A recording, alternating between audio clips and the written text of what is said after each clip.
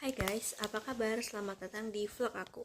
Hari ini kita bakal ngobrolin soal yang penting banget nih, yaitu gimana sih cara kita ngelola keuangan.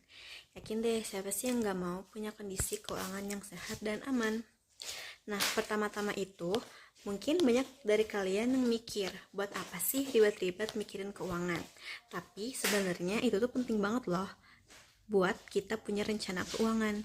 Bayangin aja kalau misalnya kamu punya kontrol atas pengeluaran, pemasukan, dan tabungan.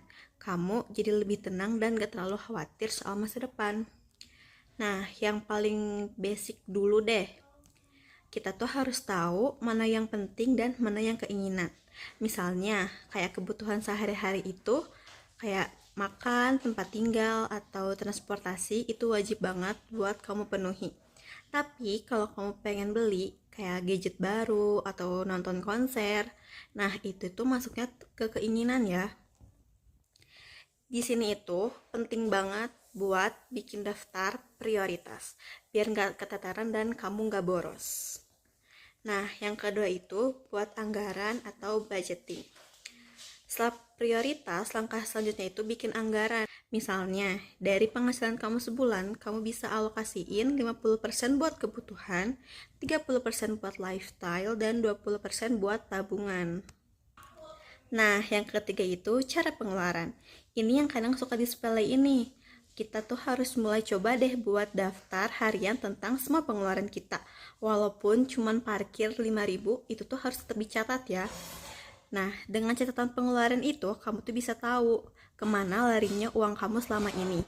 Kadang kita tuh baru sadar banyak banget uang yang dihabisin buat hal-hal kecil, tapi kalau diakumulasiin itu bakal jadi besar.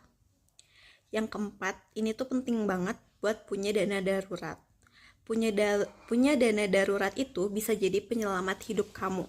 Jadi, kalau ada hal-hal yang gak terduga, kayak sakit, atau misalnya kendaraan kamu rusak, kamu gak perlu panik dan bingung cari uang kayak gimana. Nah, yang kelima itu mulai investasi.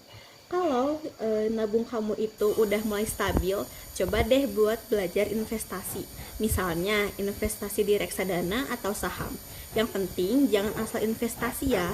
Kita tuh harus pelajari dulu, riset, mulai dari yang kecil. Nah, dengan investasi itu, uang kita itu bisa bekerja buat kita dan gak cuman ngendap di tabungan. Segitu aja mungkin tips-tips sederhana dari aku tentang ngelola keuangan. Intinya mulai dulu aja.